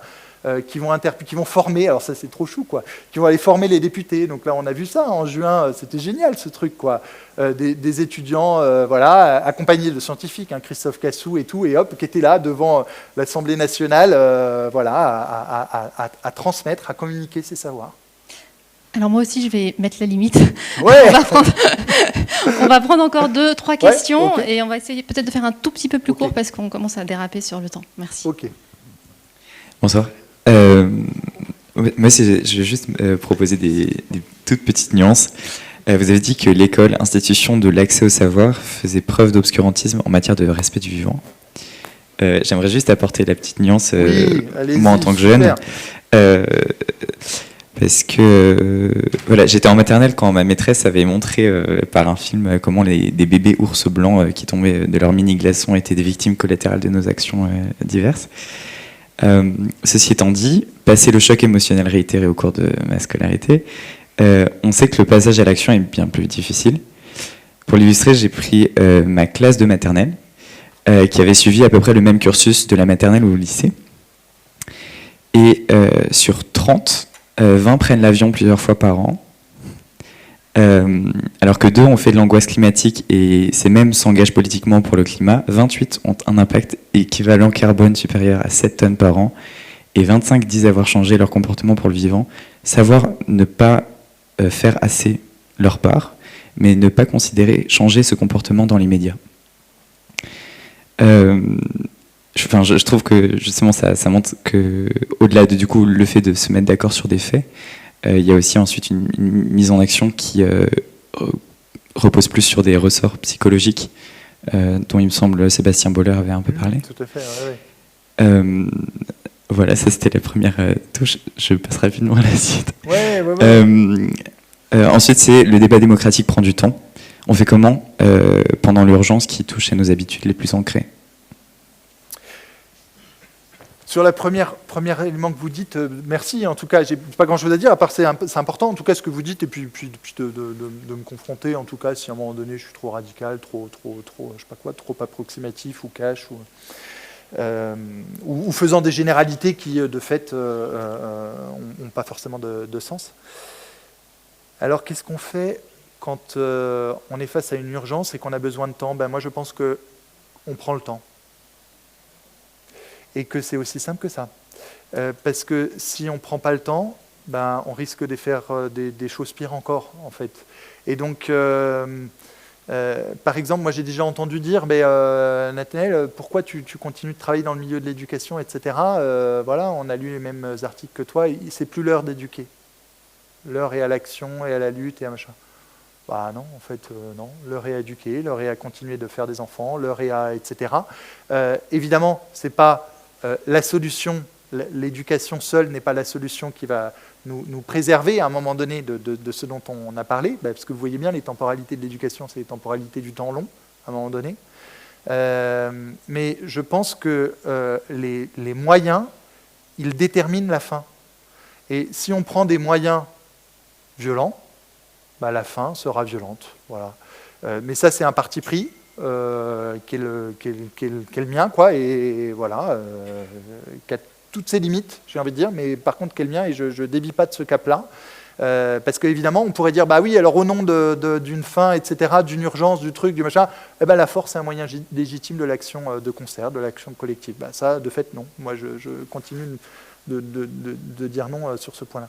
Donc, alors, en même temps, il y a quand même moyen d'interpeller nos députés, en l'occurrence, hein, parce que moi, je crois vraiment à l'arsenal législatif, et puis d'interpeller, voilà, un petit peu avec vigueur, mais sans violence, de mon point de vue. Voilà. Alors, c'est bon ? Ouais. Bon, déjà, merci pour cette conférence, c'était intéressant. Moi, je voulais poser la question sur le paradigme de la rupture que vous avez évoqué. Bon, ça a été posé comme question. Je voulais poser la question, vous avez beaucoup insisté sur l'information, donc se mettre d'accord sur les faits. Mais pour se mettre d'accord sur les faits, il faut donc communiquer le plus possible les faits que vous nous avez communiqués au plus grand nombre possible. Et donc, à partir de là, comment on fait pour faire en sorte, avec le système médiatique qu'on connaît et avec tout ce qu'il peut y avoir autour d'intérêts, etc., comment on fait pour faire en sorte que cette information soit bien communiquée et exactement l'information partout? Parce que celui qui maîtrise l'information maîtrise ce qu'elle dit, en fait. Et donc, voilà, comment on fait? Ouais, merci. Moi, je sais que sur ce point, par exemple, une chose qui m'a fait réagir, c'est on a des rapports du GIEC qui sont absolument exceptionnels. Ils font chacun entre 3 et 4 000 pages. Donc, en gros, tout cumulé, là, ça fait 10 500 pages. Comme on sait que les dirigeants ont peu de temps, il y a des rapports à destination des décideurs qui font chacun 40 pages. Donc, en gros, on a 120 pages à destination des décideurs. Vous allez, j'y suis pas retourné là il y a 2-3 semaines, mais en tout cas, enfin, à mon avis, c'est encore le cas, mais vous allez sur le site du GIEC, de l'IPCC, voilà, et vous regardez, et en fait, tout ça, c'est en anglais. Il n'y en a pas un qui, à un moment donné, a pris les 30 pages, les a passées sous DeepL, a demandé à quelqu'un de faire une petite révision voilà, en termes de traduction, et puis derrière, un pédagogue qui a retravaillé le truc, qui a fait 2-3 petits schémas, parce que de fait, voilà, bon, qui a transformé le truc un peu pédagogique, et puis qui a mis ça dans tous les cartables des lycéens de France. Bah, pourtant, on a besoin de ça, c'est les savoirs qui concernent leur devenir. Bah, de fait, ça n'a pas été fait. Donc, de fait, il y a une responsabilité politique à cet endroit-là. Bien sûr, mais il y a l'Office for Climate Education, il y a les Saventuriers, la Fresque pour le climat, il y a tout un tas de trucs qui se passent justement comme ça. Et des résumés, à un moment donné, de 10 pages, etc. Il y en a plein sur Twitter. Mais à un moment donné, l'institution du rapport au savoir, qui est l'école, qui va concerner tout le monde, et qui va aussi qualifier les rapports en question, parce que sinon, le problème, c'est qu'il s'agit de savoirs sauvages. Et dans les savoirs sauvages, il y a des choses très très justes, absolument exceptionnelles, et puis d'autres qui sont complètement fausses. Et donc, à cet endroit-là, on a besoin d'un positionnement politique. Mais bien sûr, la fresque du climat, c'est super, ça. On va prendre une dernière question, celle de Léo, et après, si vous voulez, je vous invite ensuite à peut-être au moment de la signature du livre, ou pour continuer un petit peu pour ceux qui veulent encore échanger avec Nathanaël. Mais on a vraiment dérapé sur le temps. Bonsoir, merci pour votre conférence. Alors, j'ai une intervention et 2 petites questions. La première, c'est sur le pouvoir d'achat. Je ne suis pas vraiment d'accord, parce qu'aujourd'hui, consommer moins, c'est bien. Mais il y a aussi consommer mieux, et on sait que consommer mieux, ça coûte cher. Et ça, avec votre point de vue sur le pouvoir d'achat, je ne suis pas vraiment d'accord. Ensuite, j'ai 2 questions. Je voulais savoir ce que vous en pensiez d'aujourd'hui, les solutions, un peu ce qui rentre dans votre récit californien, de l'assistance technologique et humaine sur les processus naturels, comme par exemple la pollinisation ou alors le clonage qui va pouvoir sauvegarder une espèce. Ça, c'était ma première question. Et aussi, la deuxième, c'était...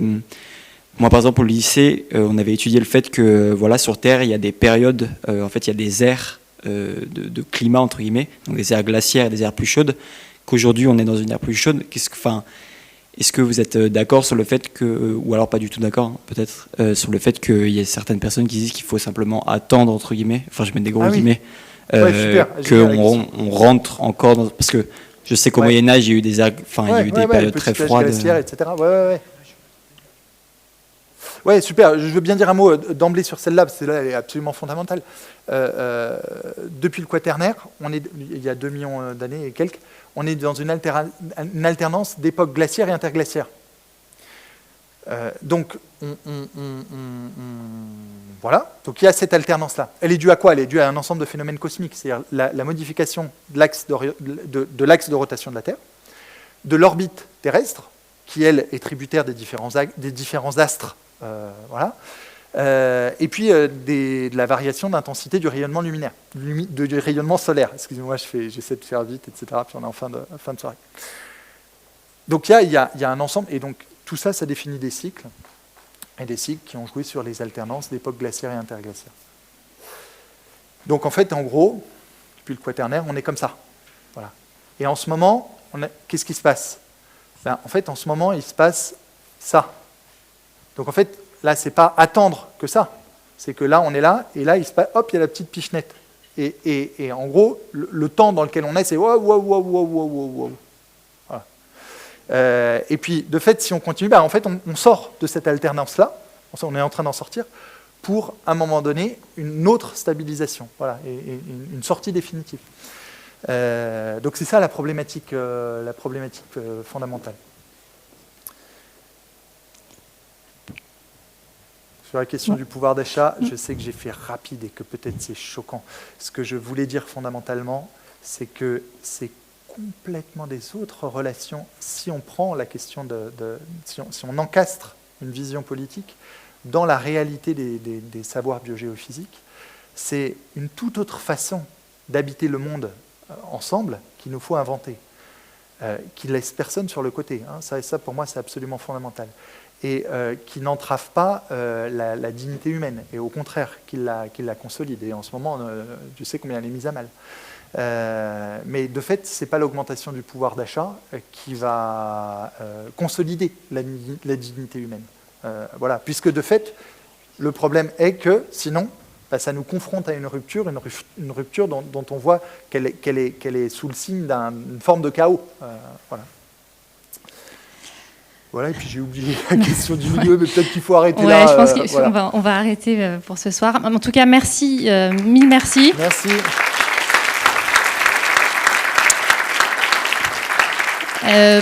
Pour ceux qui le souhaitent, le livre de Nathanaël est en vente juste à la sortie. La librairie Gibert est à la sortie pour acheter le livre et si vous voulez le faire signer par Nathanaël. Et le mois prochain, on continue les lundis de la transition avec une thématique écologie et numérique qui aura lieu le 12 décembre. Donc je vous invite à vous inscrire aussi sur le site d'X-Campus. Merci.